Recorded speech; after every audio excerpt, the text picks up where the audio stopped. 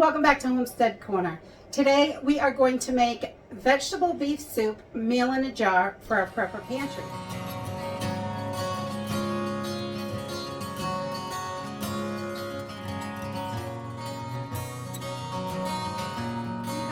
Know how important I think it is for us to have ready to go meals, stuff to just add water. And when you're making your own meal in the jars, or if you're putting them in a pouch or whatever you're doing, you're going to save a ton of money and you can make it exactly how you like it, so your family doesn't have to eat something that they don't even enjoy. Because a lot of the meals out there, they're not really what we would make at home and how we like them. And you may not like the seasoning or some of the ingredients, but you get what you get. So when you make your own, you really have the opportunity to mix it up any way you like. Today we're going to do vegetable beef soup in a jar. I had a request for this video, so today we're going to whip it up. I'm going to use freeze-dried and dehydrated ingredients. You can use either one for this. You may have to adjust your water a little bit, but where it's a soup, you can adjust that to as much water or as little water as you want anyway. So we're gonna go ahead and get started, and we're just gonna use some freeze-dried beef. If you do not have freeze-dried beef, you can use a can of canned beef on the side. That works as well. Just put everything else in here, add a little extra veggies. That's what I do. And we're just going to do veggies of your choice, whichever ones you like. I think lots of veggies is a great idea, but only use the ones you like, definitely. And then we're going to add some seasoning, and it's really simple and easy. So let's go ahead and get started. So today I'm going to use pint-sized jars for this, but you can double this recipe and put it into quart-sized jars. We have done that too. I like the pint-sized jars because if you only have 1 or 2 people eating, you don't have to make a soup that's 8, 10, 12 cups. You know, you want to make something that's going to work for your family. So pint size is going to work for about 2, maybe 3 people, depending on how hungry they are. So we're going to start out in this with 2/3 of a cup of beef, and a half to 2/3. And I use the little powder right in there because it just adds to everything. We want to have as much flavor as possible in here. And so a half to 2/3, depending on how beefy you want it. Some people like a little more meat than others, and that's okay. You could do it any way you like, really. There's not a specific amount you have to do, especially when you're dealing with soup, because you can really change things up a lot. And then I'm going to add about 1.5 cups to, up to about the shoulders of vegetables of my choice. So I want to add some celery because I love that in there, a little bit of mushroom. We're going to put some broccoli in there, some carrots, and some potatoes. You could switch out your potatoes for some instant rice, or you could do some barley in there if you like that. So I'm just going to put, God, I'm not really good at measuring this stuff either. I really try hard, but it's about 1.5 cups. Just want to bring it right up to the shoulders. But I'm going to add a good pinch of mushrooms to each jar because I like mushrooms in there. Oh, we don't want to eat that. And put a little bit more in there. Just a small little layer of mushrooms. And if you wanted to do just corn or just green beans, you can do it any way you want, really. It really does not matter. It's to your preference. So make it how you like it. So we love mushrooms, and I love a little bit of celery. We're going to put that in a cup and split it amongst the jars. And I love these meal in jars because you can do these in Mylar bags or Ziploc bags or in your mason jars. You can really put them in anything that they're airtight. The Ziploc bags do not last as long as the mason jar or your Mylar bag. Those are going to last the longest in your pantry. So if you're looking for long term, you definitely want to use mason jar or Mylar bag. So next we're going to add a little bit of broccoli. I like that. You know, you can just pour it right in.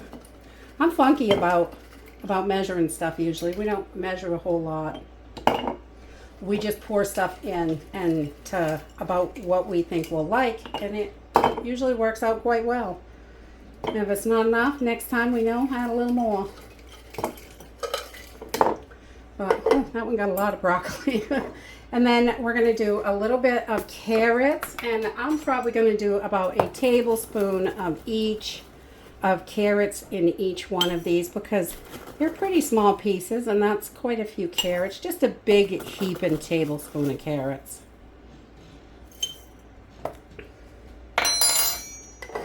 There. We got those in there. And then I'm going to add some potatoes. And I'm going to fill this up with potatoes to about the shoulder. That's where we're going to go with this.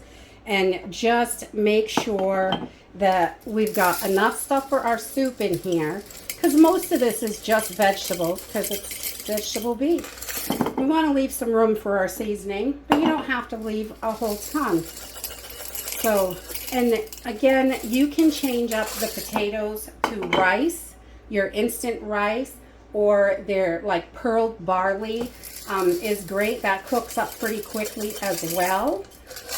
So you can do that. And this one, as you can see, has a little less potatoes, but that's okay. We're pretty flexible here. We're not counting anything out.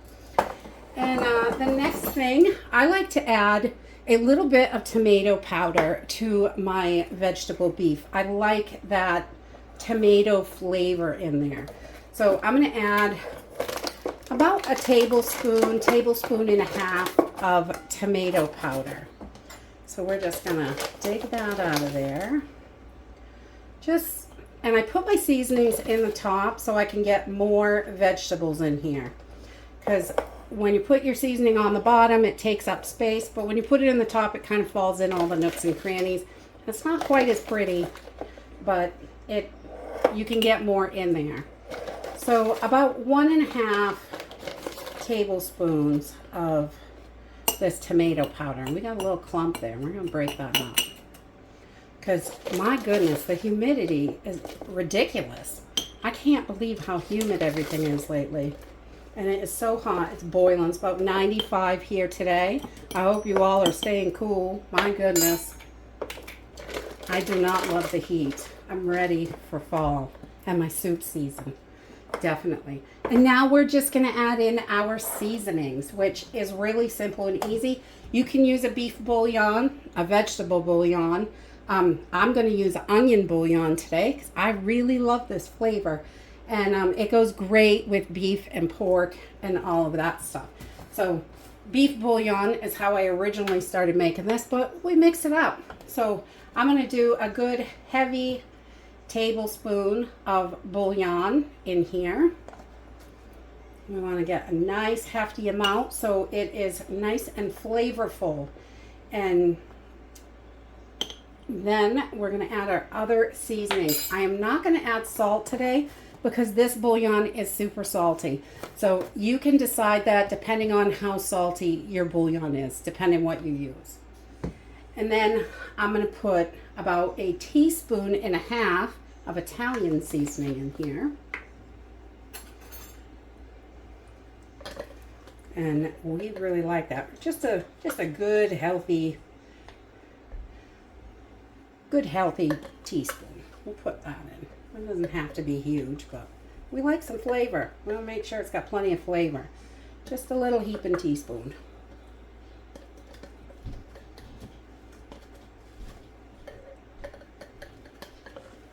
It's getting low. Get that right in there. And then we're going to add about 1 teaspoon of minced onions. I love me some onions in there. Gotta have onions. So we're going to do about 1 teaspoon of those. And we're getting nice and full here. You're going to be able to shake these seasonings down if you need to.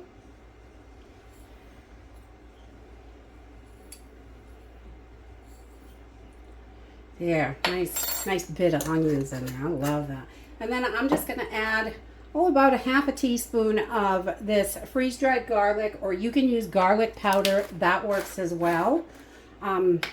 I just go about a half a teaspoon of this so we can have some good garlic flavor in there. I really like that.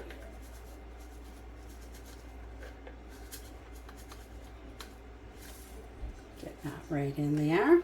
Yummy, yummy. Love garlic. Garlic and onions have to be in everything, I think. It doesn't want to come out. I don't want to get the whole thing out. Just a little bit. That's all I want. And that is your soup mix right there. That everything you need is in there. This has such a nice, rich flavor to it. I really like it. You can shake it down. Add your oxygen absorber. Not this one because it's already used, but for video purposes, you can stick this right in there, your oxygen absorber, put your lid on, it will seal it for you. You can use a vacuum sealer and seal these, or you can put these in Mylar bags and you can seal them in there with your oxygen absorber. Any way you want to do it, airtight, cool, dark, and dry. If you decide to use Ziploc bags, you want to make sure you rotate those out within the year. Right now, we're going to go over to the stove and cook one of these up. Okay, to get this started, I'm going to put about 3.5 cups of water into my pot. And this is like a 2 quart or 1.5, I don't know, 2 quart probably. And I'm just going to put this on a medium-high heat, and we're going to add our soup right in, right now while it heats up. And that way, we're going to have a delicious soup in no time.